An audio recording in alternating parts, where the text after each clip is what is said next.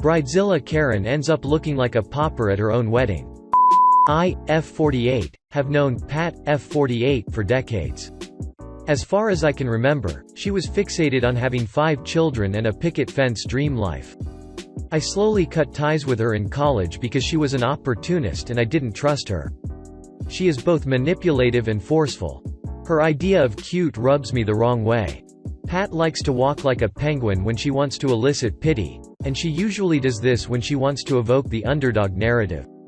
I've never seen someone act so despicable and ridiculous at the same time. I moved on with my life. Happily got rid of her for years. Pat eventually found me on Facebook. I accepted her friend request out of politeness. Pat has become the epitome of a permissive mother. Her 5 kids do as they please and she never calls them out. She tried to force a relationship between me and her daughters and made them call me auntie. Pat tried to drop them at my house uninvited. Her phone calls were insistent, she tried to monopolize my time and she began to show up at my job. I created some boundaries so she tried to find loopholes. It was a nightmare. My husband and I hosted a party for the community center, not the real name, new members. The community center is actually a very informal initiative and my husband and I mainly serve the homeless population. We prefer to help strangers instead of catering to potentially narcissistic acquaintances. We don't mind lending a hand, but we have encountered truly dishonest choosing beggars. There are other services, like one of the members who helps women get their wedding and prom dresses for free. The community center location, headquarters, is actually a farm owned by an elderly couple. There is a barn, a venue and a very nice green field with an artificial lake and some fowl. They charge for the use of their facilities, weddings, etc., but not for community-oriented stuff. Pat had always been salty at her husband for demanding that she go back to work after baby number 3. In the meantime, he worked 3 jobs. She demanded he get her pregnant to fulfill her dream of having 5 kids. He didn't agree, because he was already nearly 45 and felt like he might never be able to retire. She got away with bringing new babies into this world anyway. Her fascination with being pregnant comes from all the attention she gets. She had at least 1 miscarriage in between each kid. Pat latched onto our group. She never missed any of our activities.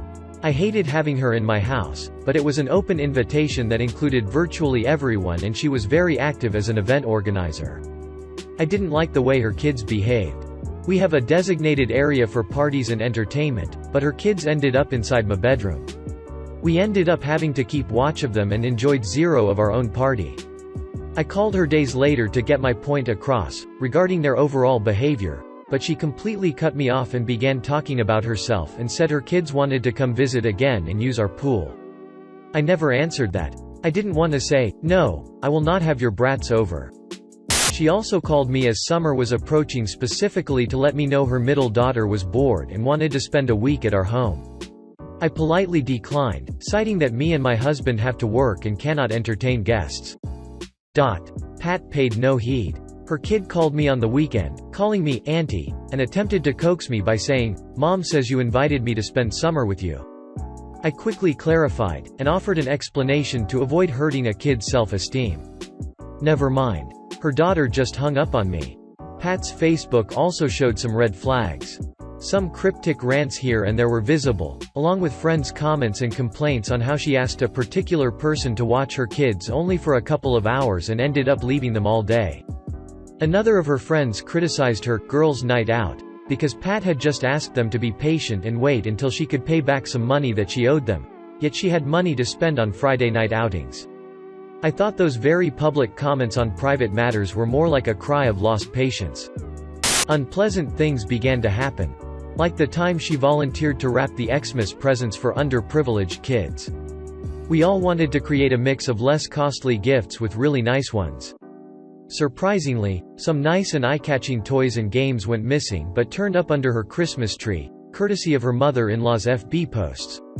No one could prove anything, but it was hate-inducing. Or the time my daughter called me in tears to pick her up after she attended Pat's daughter's birthday, Casey. My daughter had been ignored all night because she didn't gift her the expensive gaming stuff Casey practically demanded.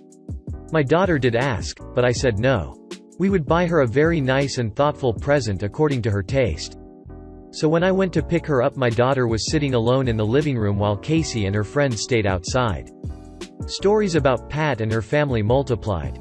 The owners at the farm, community center, decided keep their gates locked unless they had guests or events because Pat got in the habit of driving in whenever she pleased, and it was either her kids screaming and disturbing ongoing weddings, throwing rocks at the koi in the lake, or harassing the geese in the yard.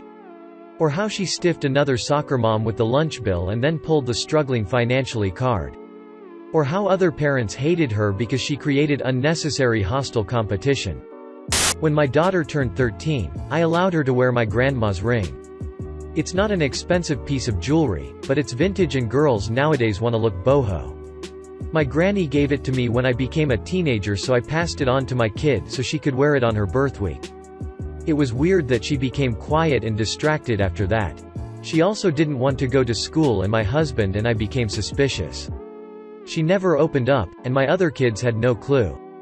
We went to her school, but her teachers assured us nothing had changed in her environment. My husband and I suspected she was being bullied, but our kid gave us no tools to support her. My kid is very sunny, and very compassionate. She has never had any problems with other kids. I called her best friend's mom. Natalie, my kid's BFF, told us what was going on. Casey, Pat's eldest, and my daughter had become close. I knew this and wasn't too thrilled. I found the age, Casey was 17, gap not exactly inappropriate, but I'd rather see my daughter spend time with friends in the same age range. Casey is very beautiful and a gifted student. She is also very conceited. To make this story short, she asked my daughter if she could try on the ring and refused to give it back. She later claimed that she lost it, but would look for it, so my daughter was distraught. My daughter kept asking for her ring, and as a result, Casey shunned her and spread the word that my kid was trying to steal her ring. Some kids at school took Casey's side. So now Casey just wore my kid's jewelry to school like nothing happened. If that doesn't qualify as taunting, I don't know what does. My guilt comes from not being able to get my daughter to open up and feel safe telling me the truth. I talked to her and she burst into tears. I was both pained as a mother and furious that some teenage BTCH was doing this under our noses. I went straight to Pat's car after school. I asked to talk as Casey was about to go in. So I grabbed Casey's hand and asked to see her jewelry. Casey froze and she tried to make a fist, so I became relentless. Casey yelled, "Mom!" and Pat struggled to get out of the car. I slid the ring off. Casey has tiny hands and wore the ring on her index finger. First Pat yelled at me. After I confronted her with the engraving on the band, my grandma's maiden name, she argued it was loaned to her daughter by my kid. Then she said she bought it. I paid no heed. I did warn them that I knew Casey had become an abusive friend to my daughter. Pat called me to tell me off.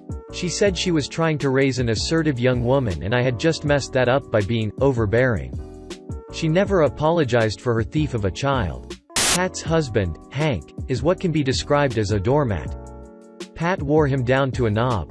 He had no choice but to obey her to keep the peace. She was a bully who actively withdrew affection when he didn't follow her wishes, even in public. So she got kids number 4 and number 5 after a relentless campaign that included leaving him for 2 months. Her pregnancies were a nuisance because she expected to be treated like the only lady who has even been pregnant. She strolled around in a wheelchair almost immediately after getting pregnant, and she would get very sick on weekends, so her kids were often sent to friends and family so that she could rest. Pat systematically bullied Hank. She would leave town and take the kids with her. Poor Hank would look distraught, drinking on his porch or just looking really lonely. This is how she got off the hook and was able to leave her job. Hank had virtually no voice, so he struggled to keep the marriage together. Everyone liked him, but hated her equally. Hank loved to talk to other people but seemed concerned that Pat would be upset. Over time, according to my husband, Hank began to show signs of depression and mental distress.